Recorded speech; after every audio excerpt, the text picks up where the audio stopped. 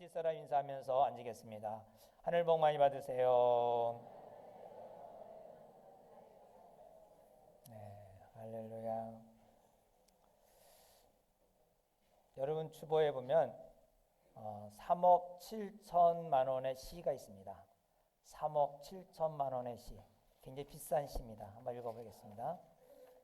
같이 읽을까요? 시작. 너는 글 잘 모르니까 내가 알아서 할게. 고마운 친구와 화장품 가게를 시작했다. 명의도 내 이름, 카드도 내 이름으로 해준 친구가 너무 고마웠다. 어느 날 친구는 은행 대출을 해서 도망갔고 나는 3억 7천만 원의 날벼락을 맞았다. 아들 방까지 빼서 빚을 갚으며 글만 알았어도 가슴을 쳤다. 나는 길을 쓰고 공부를 시작했다. 이제는 은행도 혼자 가고 사인도 한다. 사기당한 돈 3억 7천이 글을 배우게 된 값이다. 국가평생진흥원에서 그 국가문예센터에서 이거를 1등작으로 당선이 돼서 발표를 했습니다. 이분이 글만 알았다면 친구에게 사기를 당하지 않았을 텐데 글을 몰라서 3억 7천만 원에 사기를 당하고 그리고 그거를 갚으느라고 죽을 똥 싸면서 그래서 3억 7천이라는 시를 아주 또박또박 글씨를 그대로 원본입니다. 우리가 때때로 모르고 살아갈 때 다른 사람에게 이렇게 어려움을 당하게 됩니다. 신앙생활도 예수를 모르면 마귀에게 사기를 당하고 큰 어려움을 당한 뒤에 뒤늦게서야 깨닫게 됩니다. 그때 내가 잘못했구나. 이렇게 생각하는 거예요. 우리나라가 한때 국민의 25%가 기독교인이 됐다고 발표한 적이 있습니다. 4명당 1명이 기독교인이었습니다. 얼마나 뿌듯하고 기쁜지 아마 80%가 기독교인이 되는 날이 올 것이다. 이러한 기대를 가진 적이 있습니다. 그런데 그 다음에부터 매년마다 4%씩 감소되기 시작했습니다. 우리나라는 고생고생하고 보릿고개 속에서 남의 침략 속에서 살았던 나라라서 정말 어려운 나라였습니다. 그래서 이 예수님의 우리 땅의 복음을 선교사님들이 전파됨으로 말미암아 5,000년 만에 무궁한 발전과 복을 받아서 잘 살게 되어서 그 중에 4명 중에 1명은 다 구원의 맛을 보게 되니 얼마나 기쁜 사실이에요. 그런데 거기에 멈춘 거예요. 아직도 4명 중에 3명은 구원받지 않았는데 불구하고 기독교가 점점점 시들어져 가고 지금은 가슴 아프게 많은 교회들이 어려움을 당하는 것을 보게 됩니다. 교회만이겠습니까? 우리의 인생에도 잘 나가다가 이렇게 3억 7천만 원의 시를 쓰는 이 여인처럼 김길수 이 여인처럼 인생에도 그러한 위기를 당하고 있지는 않습니까? 이런 위기를 어떻게 극복해야겠습니까? 물론 교회는 목사가 많이 책임감을 가지고 더욱 거듭난 또 새로운 리더십과 또 기도와 말씀으로 더 집중해야겠죠. 그래서 저도 늘 새벽에 어떻게든지 2시 25분이면 삐리삐리삐리 핸드폰에 벨이 울립니다. 일어나라고. 그래서 씻고 교회로 1시간이라도 먼저 더 와서 기도하고 해야겠다는 마음으로 옵니다. 기도뿐만 아니라 말씀으로 무장해야지. 말씀으로 무장하지 않으면 결과적으로 마귀에게 속임을 당하고 쓰러지기 때문에 더 말씀을 더 깊이 보게 됩니다. 하나님의 말씀 믿지 아니하면 경건이 떠나고 능력이 떠날 수밖에 없습니다. 하나님의 말씀을 절대적인 진리라고 우리 기독교인들은 믿어야 됩니다. 하나님의 말씀밖에 없다. 이 말씀을 통해서야 우리가 살 수 있다. 이 확신이 있기를 주의 이름으로 축원합니다. 이 말씀 그렇게 믿는 사람만 12절을 읽겠습니다. 12절. 오늘 본문 12절 시작. 또 말씀하여 이르시되 나는 세상의 빛이니 나를 따르는 자는 어둠에 다니지 아니하고 생명의 빛을 얻으리라. 아멘. 오늘 말씀에 예수님이 자기 자신을 무엇이라고 소개합니까? 예, 빛이라 그래요. 무슨 빛? 세상의 빛이다. 세상의 빛. 그것도 무슨 빛? 생명의 빛이다. 생명의 빛. 그것은 어둠에서 또 위험에서 이길 수 있는, 죽음의 자리에서 이길 수 있는 생명의 빛이라는 것입니다. 3억 7천의 시를 작성한 분은 얼마나 인생이 캄캄했겠어요. 얼마나 어둠이 있겠어요. 어둠은 눈에 안 보인다는 것만이 어둠이 아니에요. 인생의 고난, 위험, 고통, 이거 어둠 아니겠습니까? 해가 떨어졌다고 어둠 아니겠습니까? 3억 7천의 시를 작성한 이분처럼 삶 가운데 어둠이 있는 것입니다. 눈이 앞이 캄캄하다 그래. 캄캄하다. 눈이 앞이 캄캄하다는 것은 인생이 어둠에 있는 거예요. 남편이 직장의 자리를 잃어버리고 자녀가 나쁜 친구를 만나서 감옥에 들어가 있고 본인은 소가리를 하다가 병원에 누워있고 앞길이 안 보이는 거예요. 해결할 방법이 없는 거예요. 어떻게 해야 될지 이걸 갖다 뭐라 그럽니까? 캄캄하다 그래요. 캄캄하다. 아무리 둘러봐도 도와줄 사람이 없고 해결할 방법이 전혀 없는 상태. 캄캄한 것이죠. 어두운 것이죠. 이런 어두운 가운데 있다면, 이런 절망 가운데 있다면 이곳에서 건져주실 분은 바로 생명의 빛 예수님인 것입니다. 오직 예수님입니다. 예수님은 나는 세상의 빛이다 했습니다. 나를 따르는 자는 어둠에 다니지 아니하고 생명의 빛을 얻으리라. 생명의 빛을 얻으리라. 어둠에 있을 때, 캄캄한 가운데 있을 때 우리 스스로가 그 어둠에서 헤어나오려고 몸부림칩니다. 애를 씁니다. 그러나 나올 수가 없어요. 마치 수렁에 빠진 사람이 스스로 나오려고 몸부림쳐도 수렁에 나올 수 없듯이 나올 수가 없어요. 그렇다고 누가 손을 내밀고 도와줄 사람이 있느냐? 그런 사람 별로 또 없어요. 찾아볼 수도 없어요. 그러나 우리를 어둠에서 건져줄 분 오직 예수님이십니다. 오직 예수님은 우리를 건져주십니다. 예수님은 우리의 갈 길을 비춰주시고 우리 환경을 변화시킬 수 있는 능력의 예수님이십니다. 예수님이 이렇게 생명의 빛이고 그리고 세상의 빛이라고 말씀하는 가운데 바리새인들이 믿었느냐?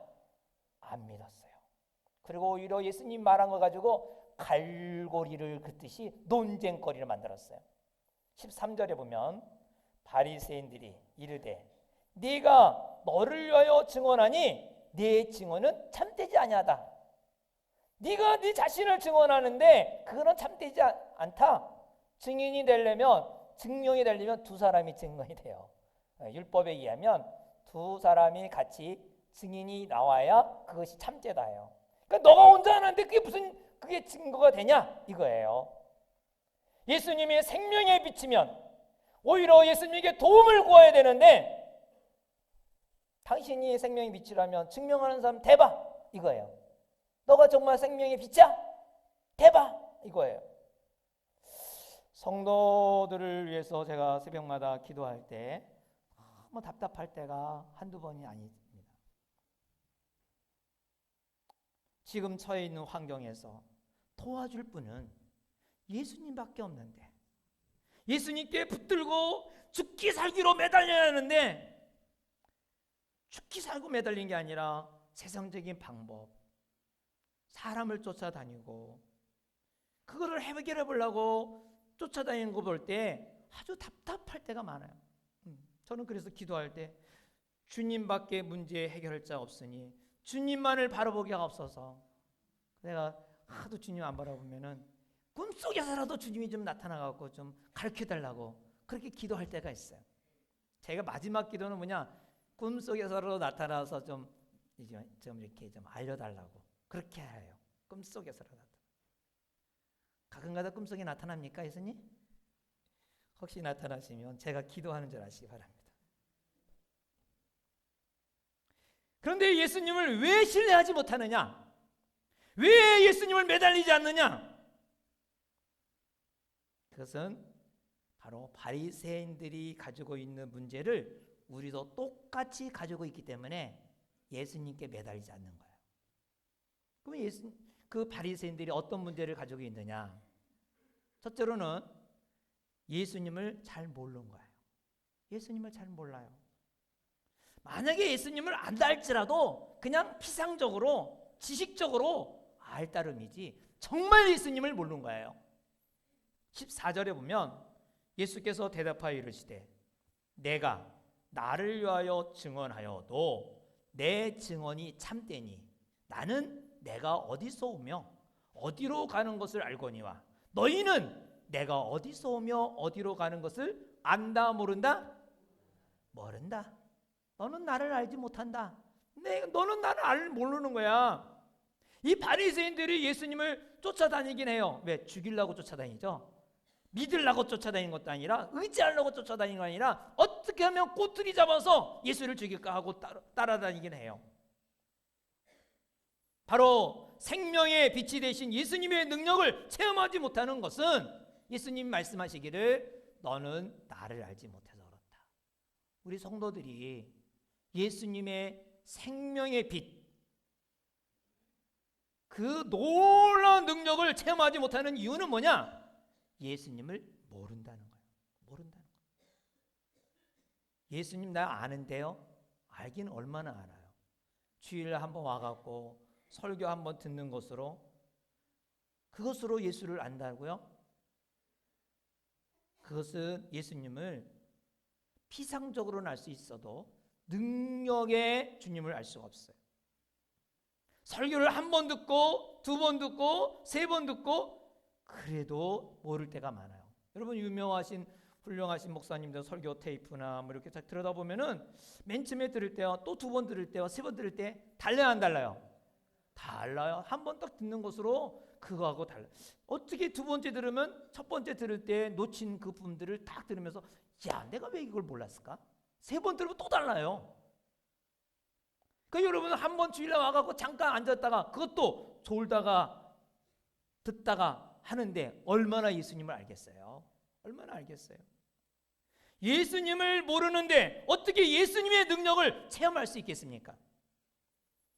바리새인들은 예수님이 어디서 왔는지 어디로 가는지 모르기에 예수님을 신뢰하지 못한 것입니다.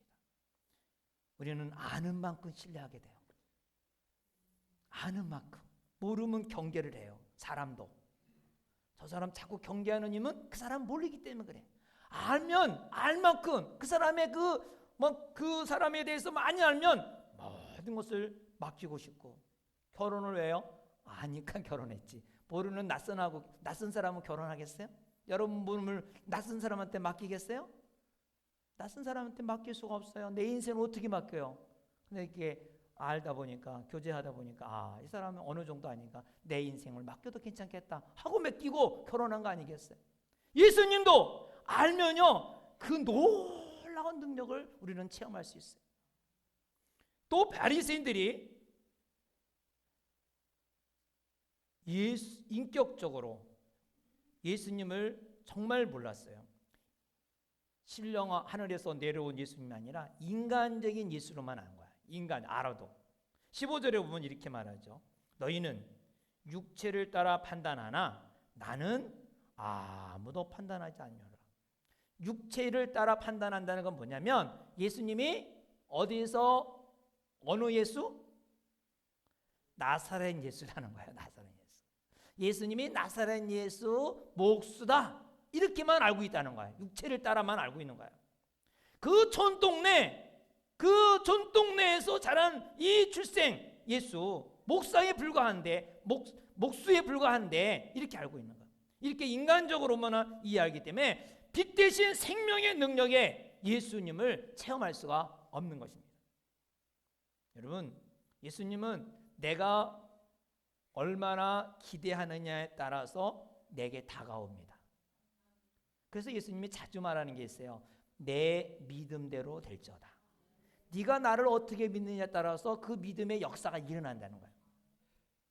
그냥 예수님을 그냥 4대 성인 중에 하나, 뭐 훌륭한 사람 중에 하나다, 이 정도로만 안다면 그냥 그 지식으로 피상적으로만 아는 거예요. 그런데 예수님은요, 하늘과 땅의 권세를 가진 하나님의 아들, 신입니다. 하나님이십니다. 그 예수님께서 뭐라고 말씀하셨는지 알아요? 마태복음 28장 18절부터 이하에 보면은 11제자를 놓고 상상할 수 없는 명령을 내립니다. 모든 제자에게 그 11명, 그것도 이제 12명 중에 한 명은 또 배신하고 떠났잖아요. 그 11명 중에 제자에게, 이 11명의 제자는 시골 사람들이에요. 정규 교육을 받지도 않은 사람들이에요. 고향 밖을 나가보지 않는 사람들이에요. 그런데 이 사람들에게 뭐라고 말해요? 너희는 가서 모든 족속을 제자로 삼으라. 모든 족속을 제자로 삼으라. 얼마나 놀라운 일이에요. 아니, 뭔 박사학위를 받고 가서 제자를 삼으라고 그러면 뭐 이해가 가요. 근데 시골 출신 고기잡이가 어떻게 모든 족속에 세계에 뻗어가서 제자를 삼을 수 있겠어요? 기가 막힐 명령이에요. 근데 예수님은 이 명령을 주실 때 두 가지의 약속을 주셨어요. 첫째로는 18절에 보면 나는 하늘과 땅의 권세를 가진 자다. 이 누가 명령하느냐가 달라요. 대통령이 나에게 임무를 주는 것과 또 뭐 다른 사람이 나에게 임무를 주는 거 다르잖아요. 근데 이 천지를 창조하신 하늘과 땅의 권세를 가진 예수님이 이 제자들에게 이 명령을 하셨어요. 20절에 또 항상 너희와 함께 있을 것이다. 하늘과 땅의 권세를 가진 주님이 항상 너와 함께 하겠다. 이런 거예요. 이 두 가지 약속을 가지고 땅끝까지 모든 사람에게 제자를 삼으라고 명령하셨습니다. 예수님을 인간적으로만 이해하면 안 됩니다. 인간 예수로만 이해하면 안 됩니다. 예수님은 하늘과 땅의 모든 것을 가진 자이십니다. 아멘. 하늘의 권세를 가진 분이기 때문에 인생의 운명을 바꿀 수가 있습니다. 사람은 인생의 운명을 바꿀 수 없어요. 하늘의 권세를 가진 자는 얼마든지 인생의 운명이 확 180도로 바뀌어요. 고기잡이 베드로를 세계적 인물로 만들어놨잖아요. 예수를 죽이는 바울을 예수 전하는 증인으로 만들어 놓잖아요. 하늘의 권세를 가진 자는 운명이 바뀐다.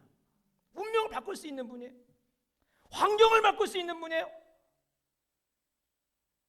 파도가 몰아치고 폭풍이 몰아치는데 잠잠하라. 하늘의 권세를 가졌기 때문에 얼마든지 환경을 변화시킬 수 있어요. 악령을 쫓아낼 수 있는 분이에요. 우리는 악령을 이길 수 없어요. 귀신을 쫓아낼 수 없어요. 근데 하늘의 권세를 가진 예수님은 그 귀신을 쫓아내고 악령을 쫓아내는 그런 분이에요. 하늘의 권세만이 아니라 땅의 권세를 가진 분입니다. 자연의 법칙도 바꿀 수 있고 필요하다면 물질이 필요한 사람에게 물질도 채워줄 수 있는 분은 예수님이십니다. 예수님은 육체의 질병도 고쳐줄 수 있는 분이십니다. 왜? 땅의 권세를 가지고 계신 분이기 때문에. 예수님을 그냥 인간의 예수로만 생각하면 안 됩니다. 생명의 빛 대신 주님의 능력을 체험하기 위해서는 예수님을 하나님의 아들로 믿으시기 바랍니다.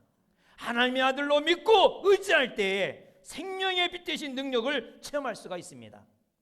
내 믿음대로 될지어다. 믿음대로 될지어다. 그런데 바리새인들은 예수님을 하나님의 아들로 이해하지 않았습니다. 그냥 인간으로 이해했던 것입니다. 또 바리새인들은 성경을 몰랐습니다. 여러분, 바리새인 그러면 성경의 박사예요.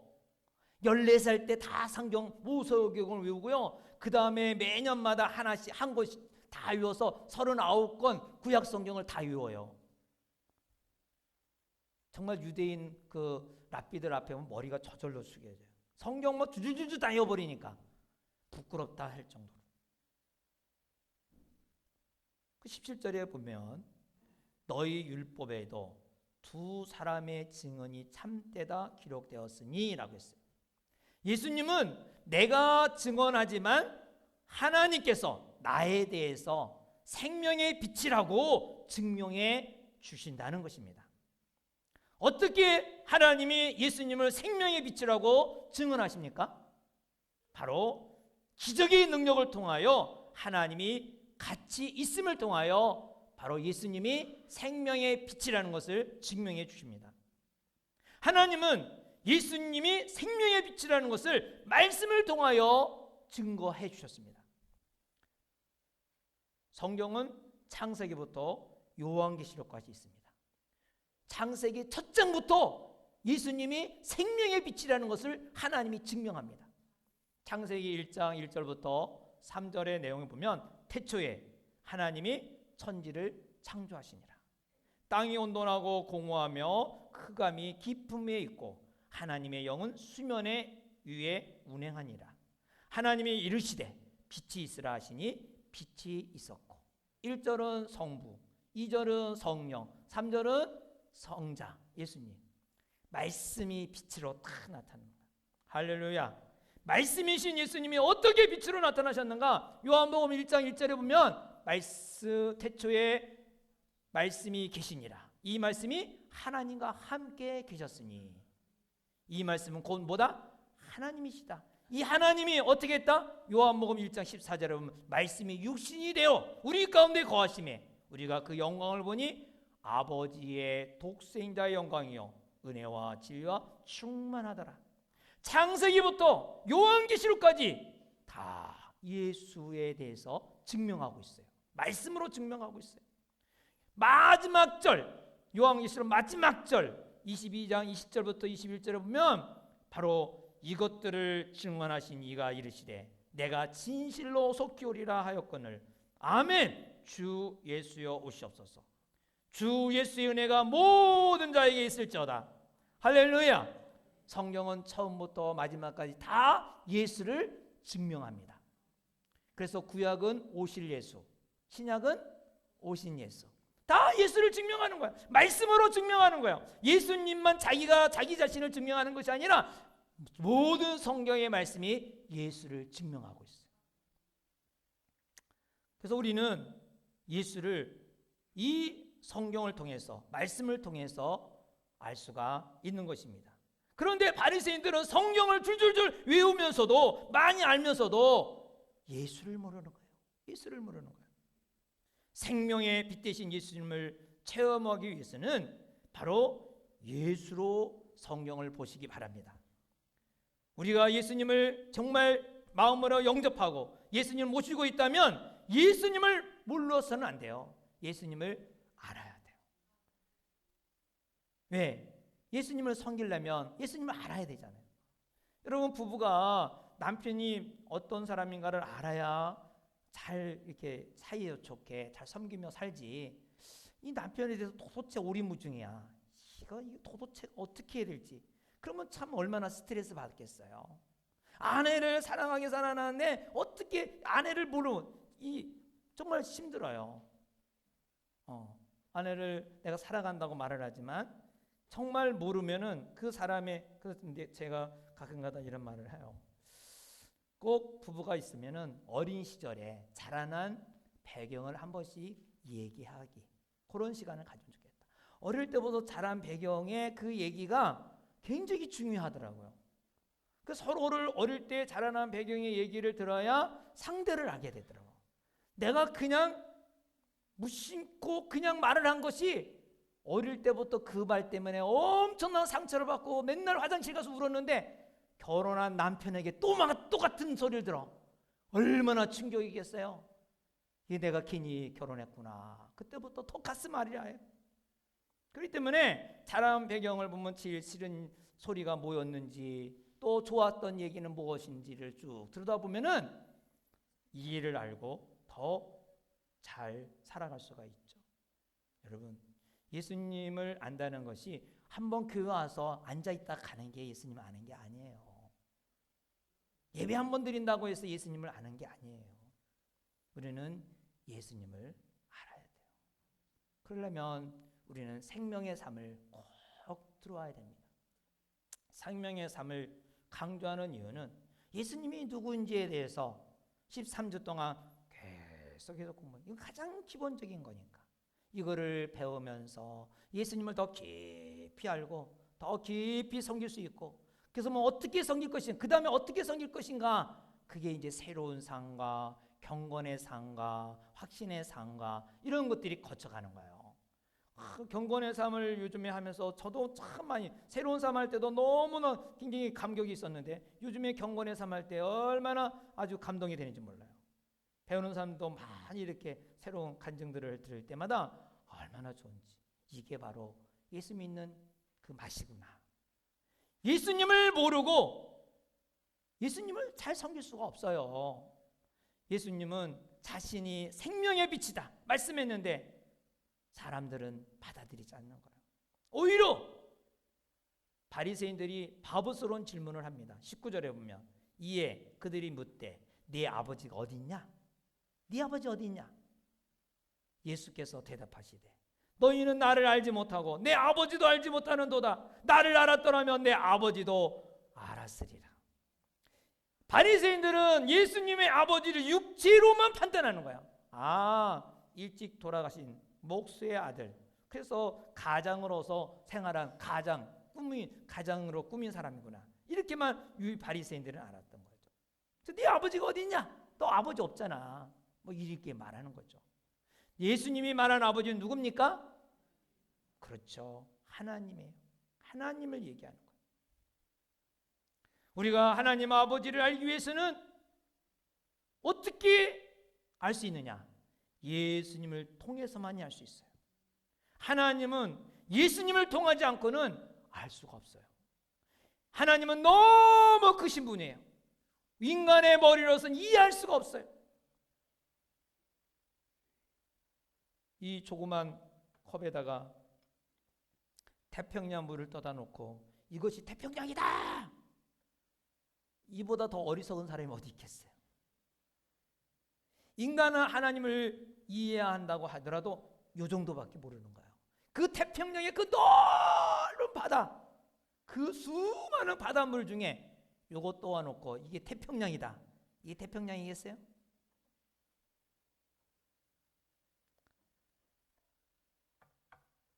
인간의 생각으로, 인간의 관념으로 하나님을 도저히 알 수가 없습니다.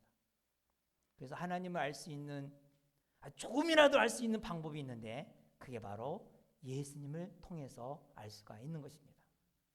예수님을 통하지 않고는 하나님을 알려고 해도 오히려 오해를 하게 되거나 아니면 잡신을 알게 돼, 잡신. 그래서 예수님이 말씀하시는 거예요. 요한복음 14장 6절에 보면 예수께서 이르시되 내가 곧 길이요 진리요 생명이니 나로 말미암지 않고는 아버지께로 하나님께로 올 자가 없다. 예수님을 통해서만이 하나님을 알 수가 있다는 거죠. 다른 방법은 안 돼요. 다른 방법은 안 돼요. 왜 우리가 예수님을 통해서만이, 유일하게 예수님을 통해서만이 하나님을 알 수가 있느냐? 왜 그럴까요? 꼭 예수님을 통해서 하냐? 다른 걸 통해서도 알 수가 있지. 요즘에 컴퓨터가 많은데 컴퓨터 통해서도 알 수 있는데 왜 예수님을 통해서만이냐? 그것은 예수님은 하늘에서 오신 분이기 때문에, 하늘에서 오신 분, 하나님과 함께 계시다가 오신 분이기 때문에 하나님을 제일 잘 아는 분이 누구예요? 같이 계신 분이에요. 같이 계신 분.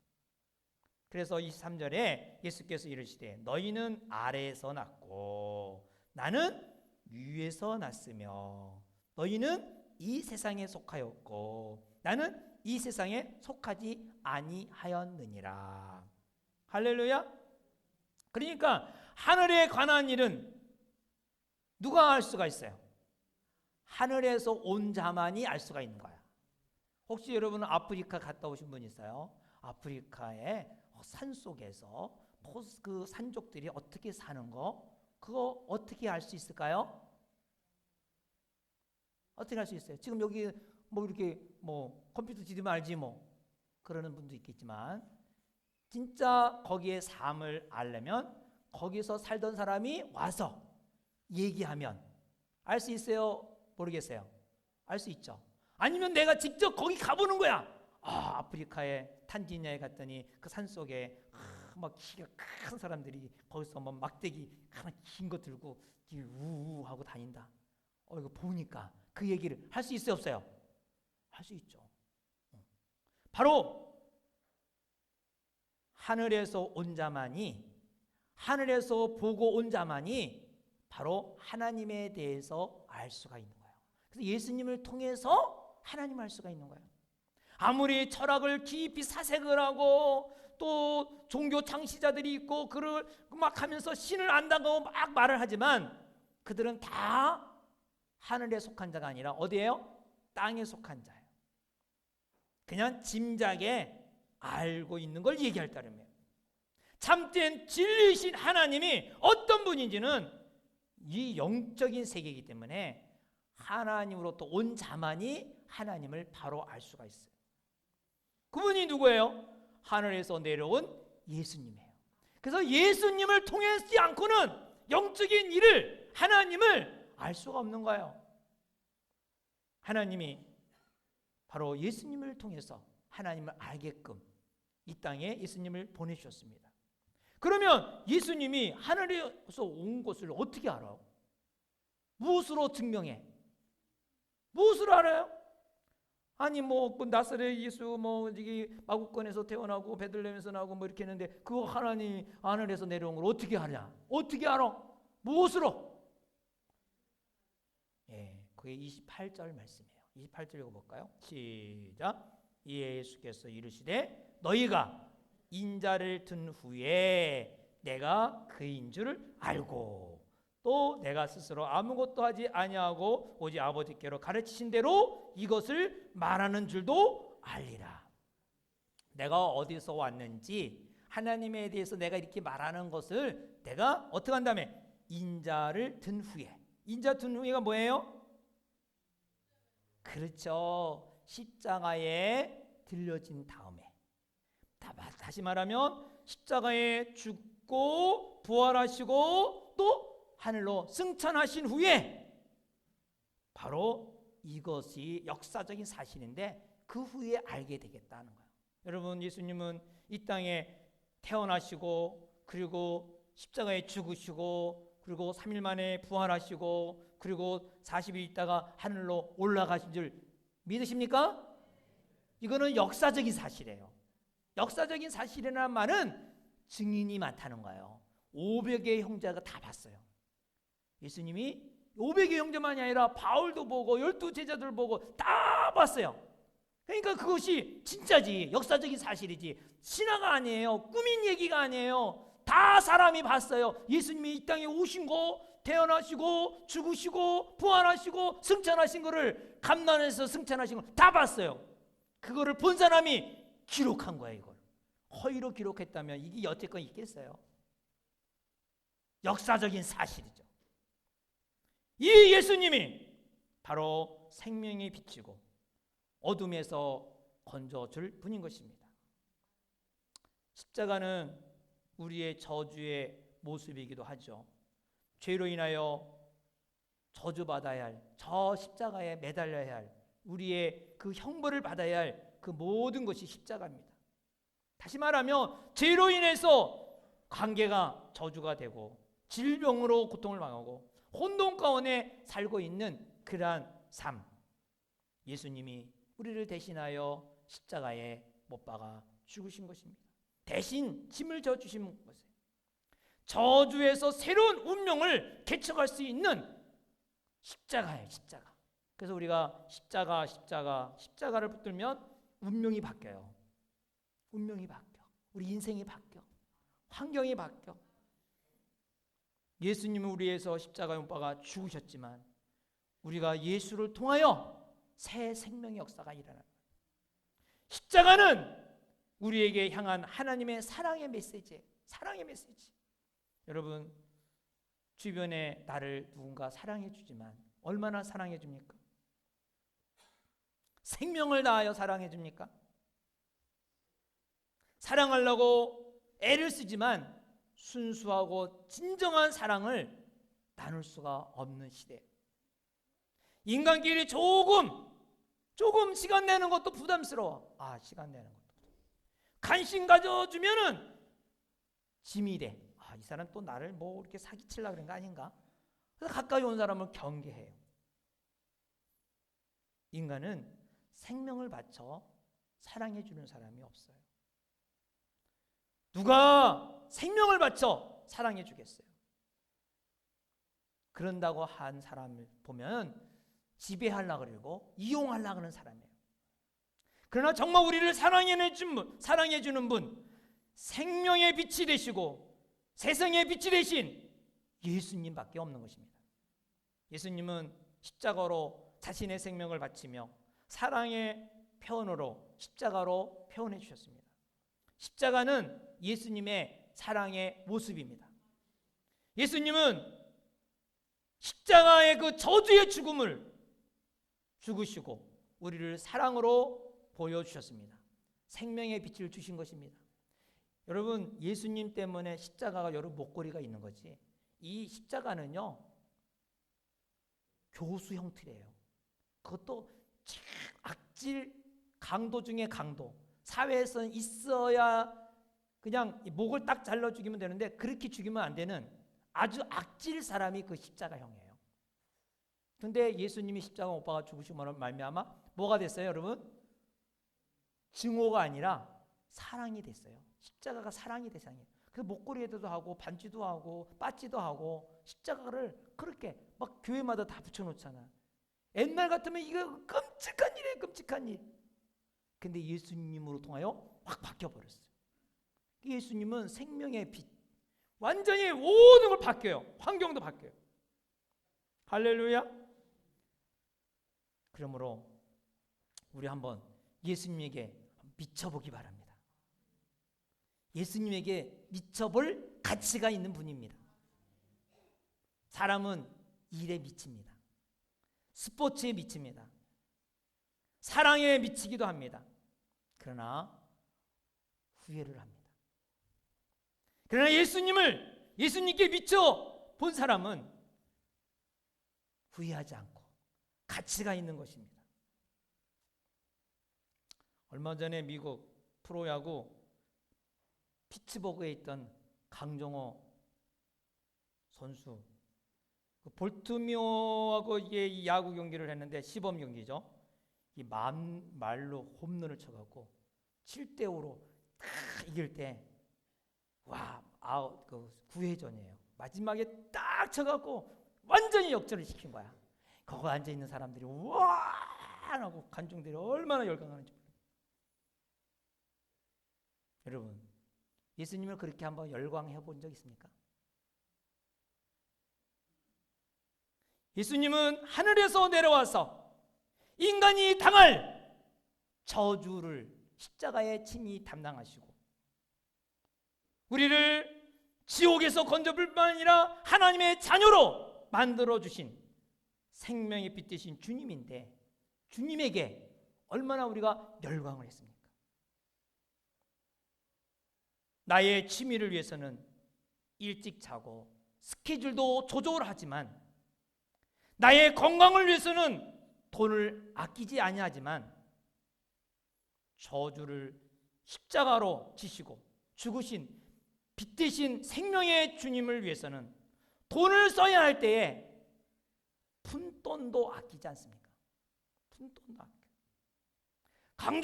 강정호 이름을 불러가면서 일어나서 환호하는데 주님을 섬기는 데는 열광하는 모습도 없고 환호하는 모습도 없습니다. 참으로 가슴 아픈 일이 아니겠습니까? 여러분 혹시 길에서 강정호를 만나서 인사하면 그 사람 여러분을 알아줄까요? 여러분 알아보지 못해요. 우리는 텔레비로만 봐서 멀리서만 던지는 거 봐서 치는 거 봐서. 그러나 예수님은 우리를 인정합니다. 자신이 십자가로 구원해 주신 여러분을 아는 척만이 아니라 앉아있다가 벌떡 일어나서 여러분을 안아주십니다. 그래서 예수님에게 미치는 것은 가치가 있는 거예요. 생명의 빛 되신 주님은 어둠에서 구원해 주시고 절망에서 생명을 줄 수 있는 분이 바로 예수님이십니다. 3억 7천만 원의 시를 쓴 분은 3억 7천만 원의 사기를 맞고서야 글을 배우기 시작했다고 했습니다. 예수님을 모르면 영적 사기꾼 마귀가 여러분의 영혼을 사기를 칩니다. 그래서 우리는 오직 예수님을 알기를 바랍니다. 관계의 해결도 오직 예수님을 통해서, 질병도 예수님을 통해서, 자녀의 문제도 오직 예수님을 통해서, 경제도 오직 예수님을 통해서, 오직 예수님만이 나의 그 깊은 어둠에서 건져줄 분은 예수님밖에 없습니다. 우리 한번 기도하기 원합니다. 빛 대신 능력의 하나님, 용서하라고 명하신 주님은 우리가 용서를 빌 때 용서를 해 주실 것을 믿기 바랍니다. 어둠 가운데 있는 우리들을 구원하기 위해서 이 땅에 오신 빛 대신 주님을 믿으시기 바랍니다. 모든 능력을 가지신, 하늘과 땅의 권세를 가지신 빛 대신 예수님을 체험할 수 있도록 기도하기를 바랍니다. 우리 다 같이 함께 기도하겠습니다.